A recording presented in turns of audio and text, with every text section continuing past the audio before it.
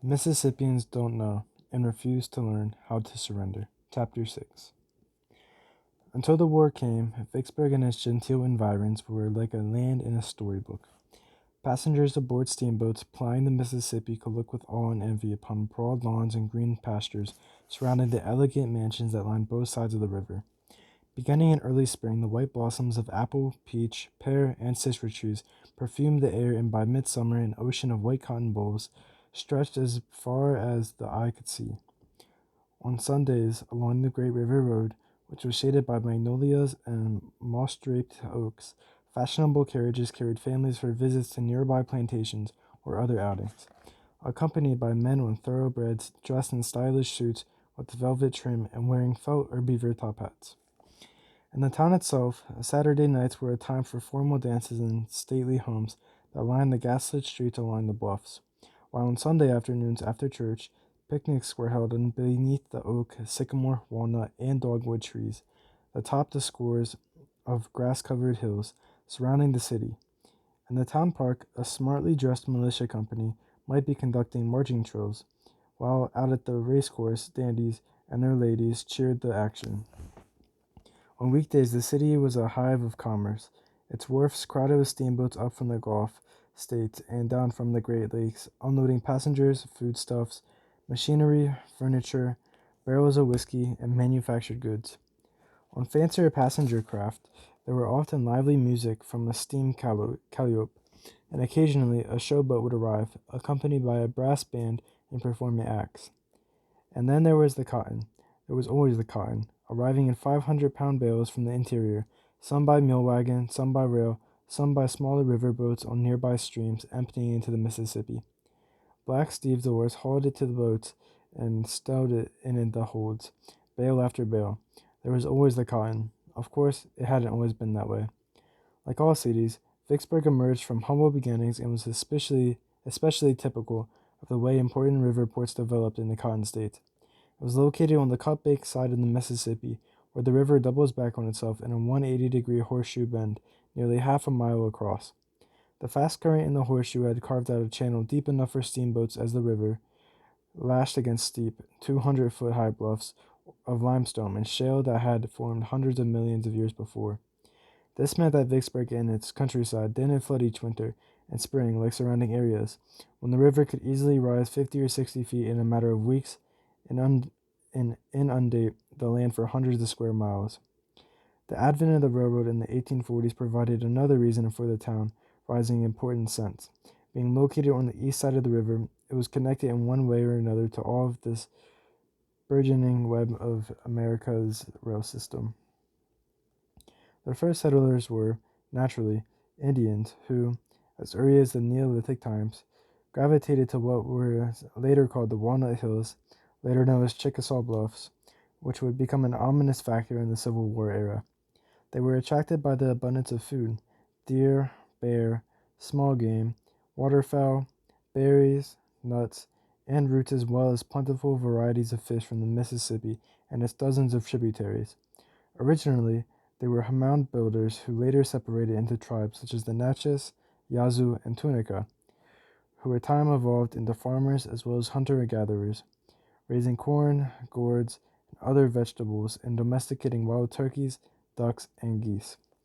The first would be white settlers appeared in 1686, when Jesuit priests established a mission known as Fort St. Pierre, but it was short-lived owing to the Indians' aversion to being converted to Catholicism. A decade later, French soldiers occupied the place, strengthened the fortifications, and by 1721 there were approximately 300 Europeans living in its environs. 8 years later, this experiment also failed, when Indians, angry over a long-forgotten incident, massacred 200 French planters and soldiers in a similar conclave at Natchez, then turned on the Vicksburg settlers and killed them too. There things stood for the next 40 years until the European wars forced the French to cede their Mississippi Valley territories to Spain, which soon established its own outpost at Vicksburg in 1790. The Spanish ruled the area for the next 15 years until, with the establishment of the United States of America, settlers quickly spread westward into the Cotton Belt. A few years later, a Virginian named Nuit Vic arrived and began laying out plots of land for development on the bluffs overlooking the river. In 1825, Vicksburg was incorporated as a city under the laws of Mississippi, and 5 years later, President Andrew Jackson engineered the ejection of all Indian tribes from the south to what is now Oklahoma, paving the way for massive white immigration to the outlying areas. Vicksburg had become an important stopover port well before the introduction of the steamboat in the first decade of the 19th century. For years, merchants and settlers had used flatboats, arks, and keelboats to carry their goods and themselves downriver from the Midwest, as well as Pennsylvania and other states to the east, ultimately all floating at New Orleans for shipment around the world. But the steamboat added an entirely new dimension, since no boat without an engine could navigate back up the river against the strong current flow the strong current flow.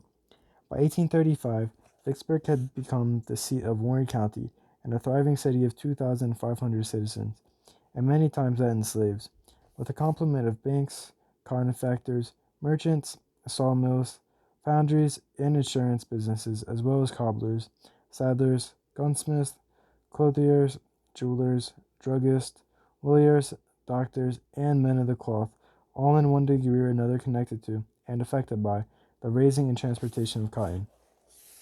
It also naturally affected its share of riffraff and, like Natchez, down the river, a collection of gamblers, thieves, forgers, prostitutes, swindlers, smugglers, murderers, conmen, and other unsavory characters soon formed a little city within a city, of saloons and whorehouses beneath the Vicksburg bluffs. Things came to a head in 1835, when one of these denizens staggered drunkenly up the hill and disturbed a fashionable 4th of July picnic being given by the local militia company. He was seized by a mob of indignant citizens, tied to a tree, given 20 lashes, then tarred and feathered and ridden out of town on a rail. With their ire now whipped up, the mob formed a committee of about 400 vigilantes and began destroying gambling houses and saloons along the waterfront. When they reached the notorious Kangaroo Club, the angry owner shot and killed a physician, who was also an elder of the Presbyterian Church.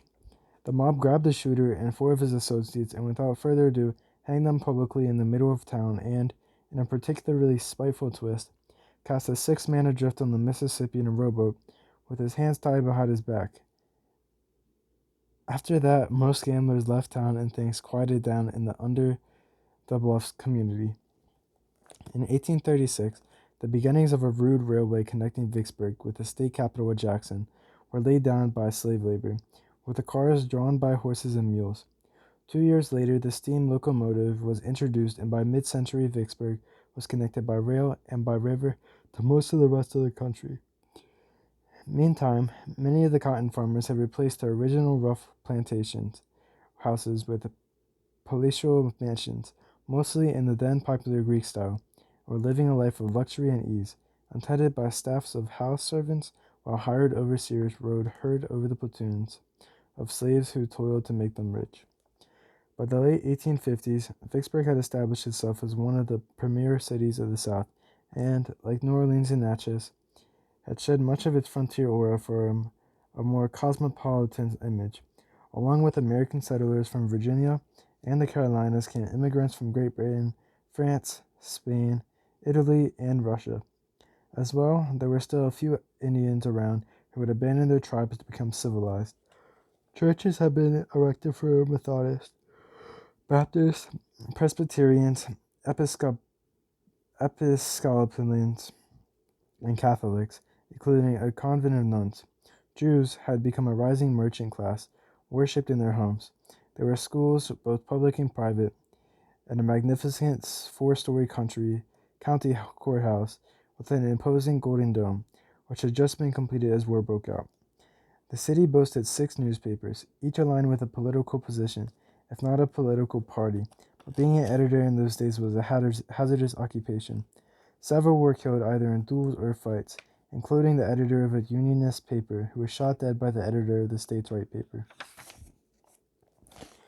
For generations, at lavish barbecues and dances, or on the church steps after Sunday services, the wealthy class had spoken confidently, even smugly, of the superiority of the Southern way of life, of their home of sunshine and plenty, as opposed to the frigid land of immigrants, rude mechanics, do-gooders, and busybodies above the Mason-Dixon line, sentiments that, in time, filtered down to the working classes as well. But for the past decade, from Natchez to Mobile, from Memphis to Vicksburg, there had been darker talk still. In saloons and hotel bars, men began speaking openly of defiance, of outright resistance, even of disunion, while newspapers prominently ridiculed the rhetoric of Northern abolitionists that threatened their livelihoods, their social order, and indeed their entire way of life. If they were dispossessed of their slaves, they said, it would grow their cotton that fed the world's textile mills. And they said, if the government can take our slaves, what else will they take from us? And they said, it was they in the North who brought the slaves here to begin with, and reaped their great fortunes from it. How can they now propose to take them away? And they said, we agreed to join the Union. Why won't they now let us leave in peace? In fact, these sentiments were deceptive. Unlike much of the Deep South, Vicksburg, and Natchez as well, was conservative, with most of its political power resting in the old Whig Party. Talk of a rebellion and secession disturbed them, since, as a river town, there were strong connections with the North and its valuable commercial trade. The wealthier planters were fearful, too, for no one knew what war would bring, and there was of course a real chance they could lose everything. In the face of all the secessionist hoopla, during the stress-filled election of 1860, Vicksburgians and residents of the county in which they lived voted hopefully for John Bell, a Whig senator from Tennessee whose constitutional Unionist party had formed to keep the South from seceding. They said, the Union party is founded upon a rock, and the gates of hell shall not prevail against it. And they said, let us wait and see what happens. Rashness may be fatal to everything for which we have striven. And they said, we will see the Constitution torn in tatters by bands of secessional agitators and traitorous fanatics. When the results of the election came in, and Lincoln had won, the Unionists were profoundly disturbed, because they, too, saw the Republicans as avowed enemies of the South. But still, they urged caution. What is our duty in this crisis in our national affairs? They asked. We do not mean to rebel against the government, because an obnoxious man has been made president. Soon after the firing on Fort Sumter, the state legislature called for an election of delegates to a convention on whether or not to secede as well. Vicksburg, as expected, sent 2 Unionists to the meeting, but the best they could do was offer an amendment to the overwhelming secessionist vote, which called for an ordinance providing for an adjustment of all difficulties between the free and slave states by securing further constitutional guarantees within the present Union. Their amendment was defeated. In the end, the old line conservatives were either shouted down or converted, as their sons rushed to the tailors for gray Confederate uniforms. Many local Vicksburg men, as did many other moderate Southerners, began to change their minds after Lincoln called for Mississippi to supply troops to fight against the Southern states in open rebellion.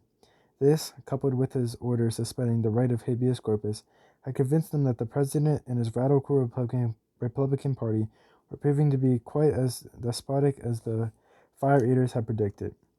If we submit to Lincoln's rule, no matter how unjust it might be, said one, then in 4 years we shall have no rights worth fighting for. We cannot see it that way. We should make a stand for our rights, and a nation fighting for its own homes and liberty cannot be overwhelmed. Our cause is just and must prevail. Perhaps the most vociferous Unionist in town was the editor of the Vicksburg Whig, a man with the resounding name of Marmaduke Shannon, who summed up the general feeling when he wrote, we do not think there can be any doubt as to the duty of patriots at this crisis. It is to follow the destiny of the state and abide its fate. We are Mississippians. Our state has spoken. We, too, take our position by its side. In Shannon's case, it was a costly decision, for 5 of his children would die during the war. As in its cities and towns all over the South, the young men rallied to the call. In Vicksburg, the Old Guard and the King Cotton Guard were formed of prosperous lawyers, doctors, businessmen, and others of social prominence. So were the Jeff Davis Rebels, the Hall City Cadets, and the Vicksburg Sharpshooters. As well, a company nicknamed the Foreign Legion was composed of French, Irish, Germans, and other nationalities, many of whom did not speak English but who wanted to join the fight anyway. U.S. postage and currency was suspended in favor of Confederate bills and stamps. Women went to work sewing uniforms and other dry goods needed by the soldiers. Subscriptions for Confederate bonds were taken, including $250 worth of certificates purchased by 2 former slaves. Terrible as the prospect of disunion was, a certain exhilaration was attached to it as well. They were forming a whole new government, a whole new nation, out of practically nothing, just as their forefathers had done. At least that's how they saw it at the time. Now they had their government and their war, though for the past 6 months it had not gone well. True, in the East, Confederate armies had held their own in Virginia, though it had become clear that a major Union push would soon be in the works. But in the West, it was as if an endless cataract of failure was inundating them. New Orleans gone, defeated Arkansas, Kentucky, Nashville, and at Shiloh, and now Federal forces working their way down the river toward Memphis. At first, when the excitement of the rush to war had died down, things returned fairly much to normal in Vicksburg. There was ample food and a number of new jobs were created, including the expansion of local foundries to make cannons and other implements of war. Business, at least for a while, went on as usual. But as summer turned to autumn and autumn to winter, a noticeable change came over the city. The steamboats that regularly arrived from Pittsburgh, Cincinnati, Louisville, and St. Louis had stopped coming altogether, and their commerce was lost. Likewise, steamers from New Orleans that bore goods from the East Coast, England, and continental Europe, everything from clothing to needles to shoes, hats, candles, books, and the myriad other items sold in the shops along Washington Street, these stopped coming too. Worse, the cotton crop of 1861, one of the most prosperous in recent memory, was going nowhere. In March 1862, just as New Madrid was falling to the Yankees, the Vicksburg authorities passed an ordinance that forbade storing or bringing cotton into the city, and ordering any cotton already there to be moved out, so that it may be safely burned, should it be necessary to do so, to prevent it from falling into the hands of our enemies. So the wharves were empty and many people were out of work, and some were already becoming destitute. Food was becoming scarcer and there was a money shortage, and not much to buy with it anyway. Still, there remained a certain spirit of sedest la guerre among the white residents, who by now consisted mainly of women and children, the military-aged men for the most part having been sent to the fighting fronts. They began by growing vegetable gardens in their backyards, and, since there was at least no shortage of cotton, dusted off their grandmother's old spinning wheels to produce homespun, the rough, rude cloth used to make clothing back in frontier days. One woman observed with amusement that of the few men left in Vicksburg, many thought nothing of calling on ladies dressed in homespun suits, whereas it would have been unthinkable before the war. The same lady noted in her diary, in a mixture of dismay and pride, finished the ugliest calico dress I have ever possessed, and without assistance, too. Another recalled that her friends would make hats fashionable enough to wear by plaiting bleached palmetto palm leaves, and if they were going to church or to a party and wanted to trim for a hat, they went out in the garden, cut a flower, and stuck it on. Little did they know how much worse things were going to get.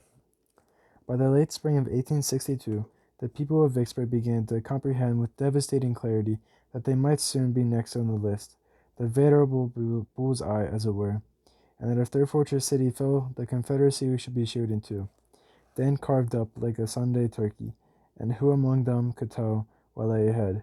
Yankees striding insolently through the streets, slaves run amok, homes and property confiscated, wives and daughters molested. It was not a pleasant notion to contemplate, and even harder to digest. But one thing that the Vicksburg citizens decided, if not unanimously, then at least collectively, was that they weren't going to be a pushover like the folks in New Orleans. News of the Union victory downriver hit Vicksburg like a thunderclap. Until now, the war had been far away, and though the outcome at Shiloh had made the residents uneasy, they took a measure of comfort knowing that the Yankee army was still some 300 miles to the northeast at Pittsburgh Landing, and facing a powerful force gathering at Corinth under Beauregard to hold them in check. New Orleans, however, was about half that distance from Vicksburg, and there was no rebel army to bear the way. Worse, should the Yankees come on steam transports up the river, there could be there any day. Equally ominous was the enemy progress down the river from the north. First Columbus, Kentucky, then New Madrid and Island No. 10, and now Union ironclads were laying siege to Fort Pillow, just above Memphis.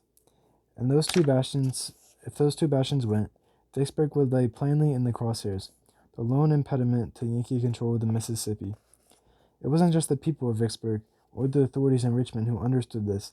Lincoln himself had taken an abiding personal interest to the subject, according to Commodore Porter, the mortar boat commander who had devised the plan to take New Orleans. When at the end of 1861, Porter had gone to Washington to present his scheme, he wrote later that he had been shown into a meeting with Lincoln, Secretary of the Navy Gideon Welles, Army Commander-in-Chief George McClellan, and others, during which the President had the following to say: "See what a lot of land these fellows hold, of which Vicksburg is the key." Running a bony finger over a map, Lincoln continued, "Here is the Red River, which will supply the Confederates with cattle and corn to feed their armies. There are the Arkansas and White Rivers, which can supply cattle and hogs by the thousand. From Vicksburg, these supplies can be distributed by rail all over the Confederacy. Then there is the great depot of supplies in the Yazoo. Let us get Vicksburg, and all that country is ours. The war can never be brought to a close until that key is in our pocket. I am acquainted with the region and know what I am talking about," said the President, alluding to his youthful trips down the Mississippi on flatboats. "As valuable as New Orleans will be to us, Vicksburg will be more so. We may take all the northern ports of the Confederacy, and they can still defy us from Vicksburg.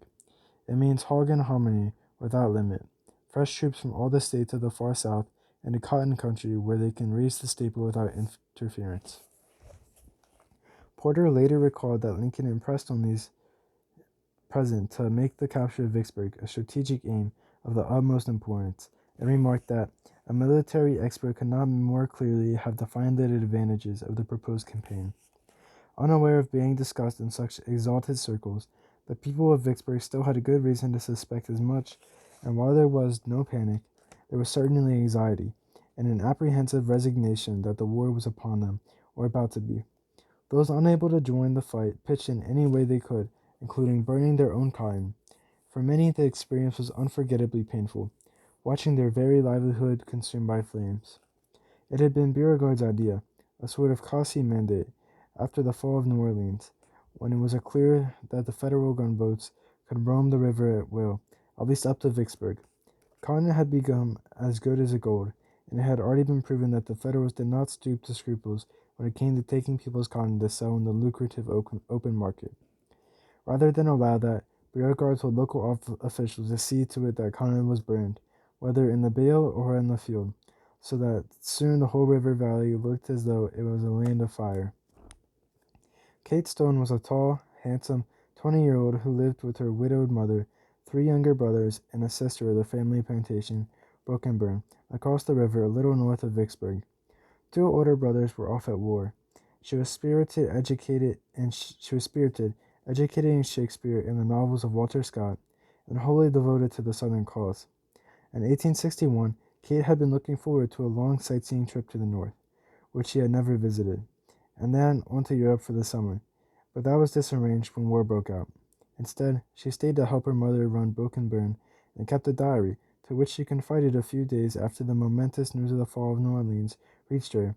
Fair Louisiana, with her fertile fields of cane and cotton, her many bayous of dark gold forest, lies powerless at the feet of the enemy. Though the Yankees have gained the land, the people were determined they shall not have its wealth, and from every plantation rises the smoke of burning cotton. The order from Beauregard advising the destruction of the cotton met with a ready response from the people, most of them agreeing it is the only thing to do. As far as we can see are the ascending wreaths of smoke, and we hear that all the cotton in the Mississippi Valley from Memphis to New Orleans is going up in smoke. We found it hard to burn bales of cotton. They will smolder for days, so the huge bales are cut open before they are lighted, and the old cotton burns slowly. It has to be stirred and turned over, but the light cotton from the lit room goes like a flash. We should know, for Mamma has 20,000 worth, burning on the gin ridge now. It was set on fire yesterday, and is still blazing. It was money her mother had intended to use in part for the European summer vacation, the inestimable grand tour. But in Kate Stone's diary, there is no hint of despair. Instead, there is outrage and defiance. "The Yankee gunboats are expected to appear before Vicksburg today," she wrote, "and every effort is being made to welcome them with bloody hands to hospitable graves. We only hope they may burn the city if they meet with any resistance. How much better to burn our cities than let them fall into enemies' hands. As soon as it became apparent that New Orleans would fall, General Mansfield Lovell began evacuating what troops and military stores he was able to save via the railroad up to Jackson, and thence to Vicksburg. These were substantial cannons, light and heavy gunpowder, rifles, ammunition, food, wagons, livestock, tents, and all manner of related supplies. As the artillery arrived in Vicksburg, it was in place as quickly as possible. Batteries of heavy guns were located on the river below the town to guard against the enemy ships when they made their approach. On the bluffs directly above the city, more big guns were placed to deliver plunging fire. Vicksburg was seething with military activity, soldiers working alongside slaves to strengthen the fortifications. Bomb-proof emplacements were dug into the cliffs and ridges with thick overhead protection against mortar fire. The railroad from Jackson brought ammunition and stores in a continuous runs, and plans were being drawn in Richmond to hurry more soldiers to the city. Meantime, General Benjamin Butler was making his presence felt downriver at New Orleans, and when news of this reached Vicksburg, many of its citizens became convinced that their earlier fears were all too true. Butler was an odd sort of duck, and looked it. At 44, he was rotund, slightly cross-eyed, with a puffy face, a beaked nose, and long stringy hair dangling to his neck from the back and sides of a bald head. He was a Massachusetts Democrat who, at the convention of 1860, had voted, 57 times, no less, for Jefferson Davis as candidate for President of the United States. When that nomination failed, he supported the candidacy of Senator John Breckinridge, a former Vice President of the United States, who was presently a Confederate general and later served as Jefferson Davis's Secretary of War. However, when Southern states began to secede, Butler cast his lot with the Union, and he was rewarded with the position of brigadier and, later, major general. His military career both before and after New Orleans was anything but stellar, but before the occupation, he managed to invite the enmity of practically everyone. Before Butler had even arrived to officially take over the city of New Orleans, an indignant citizen named William Mumford had torn down the American flag that Farragut had ordered hoisted over the Federal Mint. Hearing of this, Butler had Mumford seized, tried by the military court, convicted of high crimes and misdemeanors, and hanged in the Mint's courtyard. His rationale was that if Southerners wouldn't respect the U.S. flag, they could at least learn to fear it. But the act provoked more outrage than fear in the rest of the Confederacy. Next, Butler told New Orleanians that they didn't need to sign a loyalty oath to the federal government. He didn't require it. But soon enough, it became apparent that those who didn't were in for a hard time. Outlying plantation owners had their slaves and cotton confiscated and sold as contraband, a term he coined, while Butler's brother, Andrew, quickly became rich off the trade. Wealthy New Orleans citizens who did not sign the loyalty oath were unceremoniously evicted from their homes, and Butler's officers, down to and including mere lieutenants, were ensconced there in their stead. Butler himself shortly gained the dubious sobriquet, Spoons, an allusion to people's silverware that allegedly disappeared under his supervision. But the general's most infamous nickname in the South soon became Beast Butler, following a run-in he had with the ladies of the city. Shortly after his occupation began, reports reached Butler that many women were behaving discourteously toward Union soldiers, glaring at them hatefully, averting their eyes, gathering their skirts when they passed them in the street, singing Confederate songs, and so forth. When Butler got wind of this, he told his adjutant to issue an order stating that if any woman shall, by word, gesture, or movement, insult or show contempt for any officer or soldier in the United States, she shall be regarded and held liable to be treated as a woman of the town, plying her trade.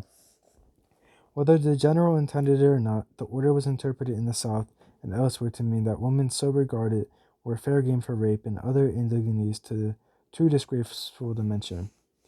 That set off a firestorm of vituperation that flared not only throughout the Confederacy, but across the Atlantic, where the British Prime Minister, Lord Palmerston, vilified Butler by declaring, "Any Englishman must blush to think that such as an act has been committed by one belonging to the Anglo-Saxon race. For his part, Jefferson Davis characterized Butler's behavior as revolting and issued a proclamation branding him an outlaw and not a soldier, to be hanged as captured. Learning of the orders from the Vicksburg Whig, Kate Stone consigned the general to her diary's anti-Yankee wish list, praying that he may not long pollute the soil of Louisiana. Many prominent New Orleans businessmen and planters asked their friends in Washington to appeal directly to Lincoln for relief from Butler's harsh measures, but the president was unmoved.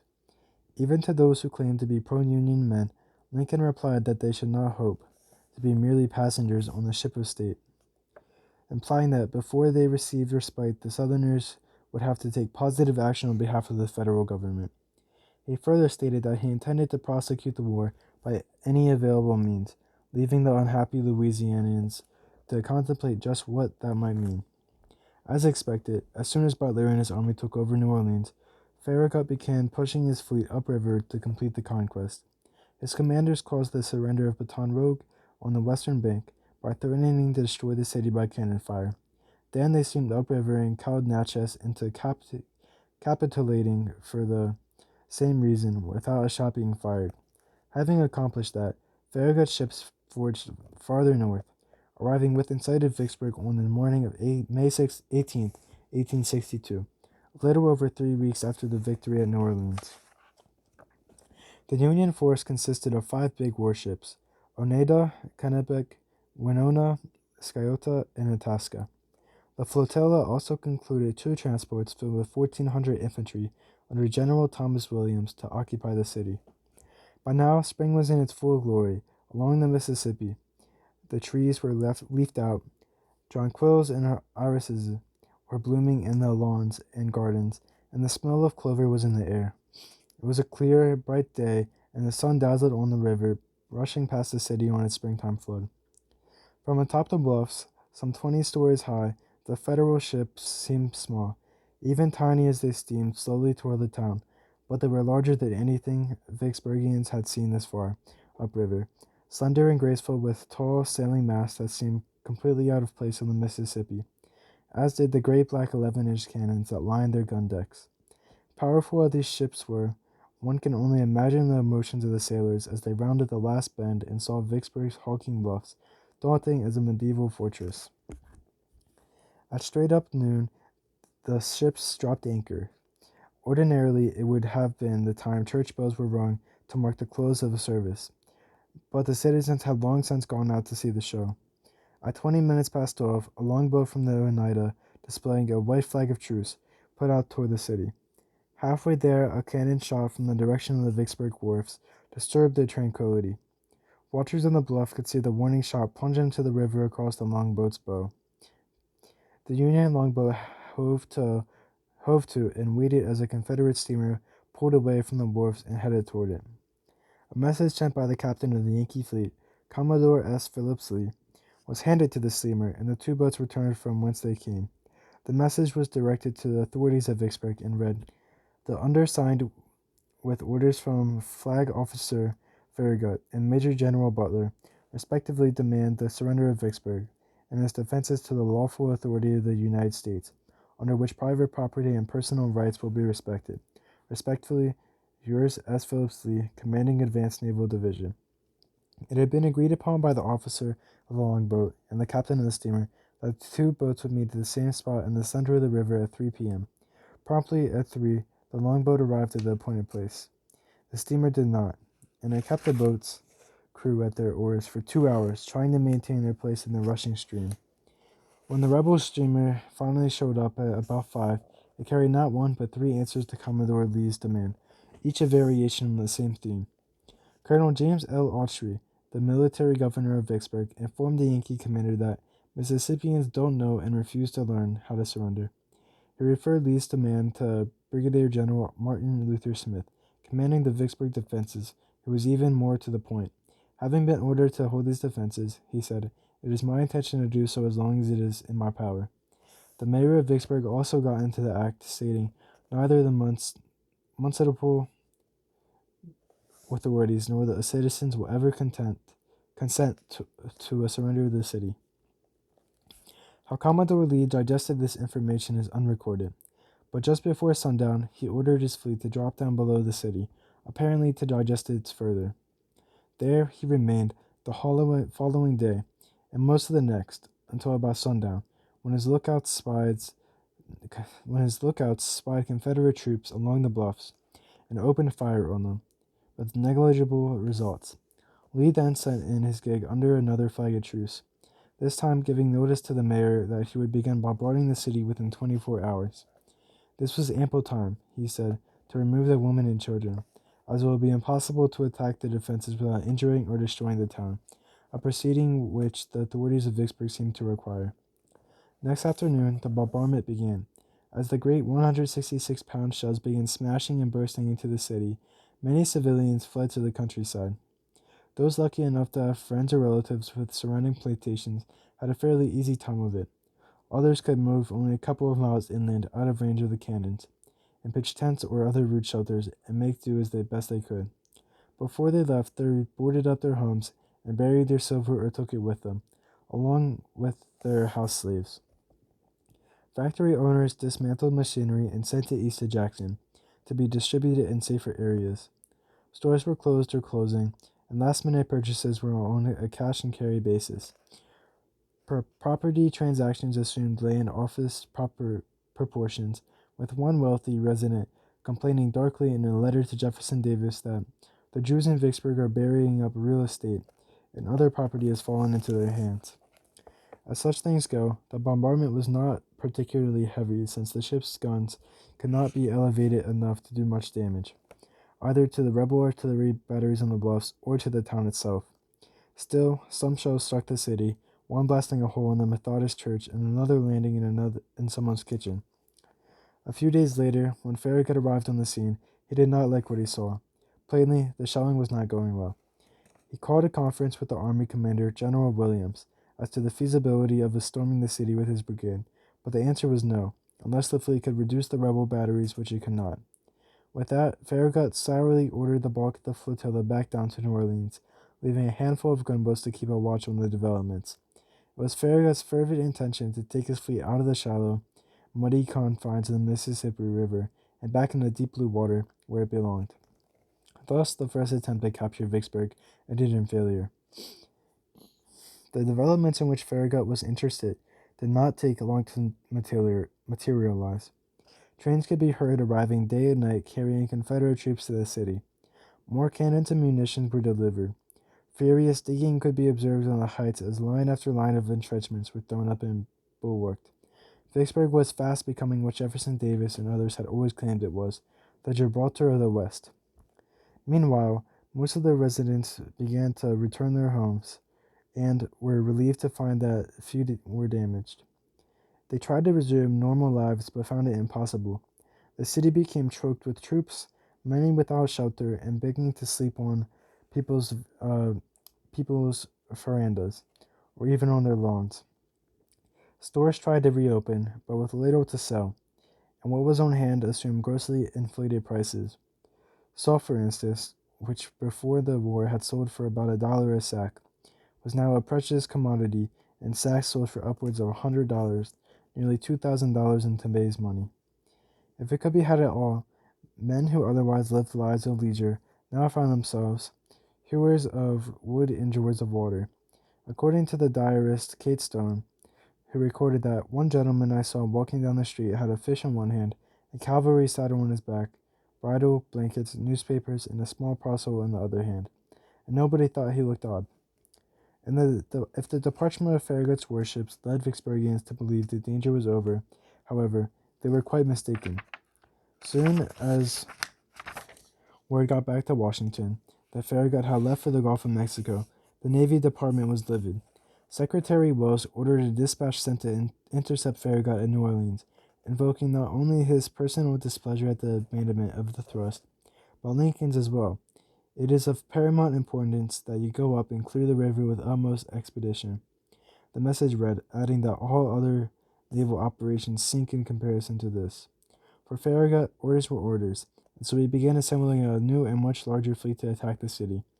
This time he brought along Commodore Porter and his mortar squadron, which had wreaked such havoc on Forts Jackson and St. Philip, as well as 3,200 soldiers, he had managed to pry away from Butler, which effectively doubled the infantry force of General Williams. For the Mississippians, it became apparent all too soon that these people were not going to go away.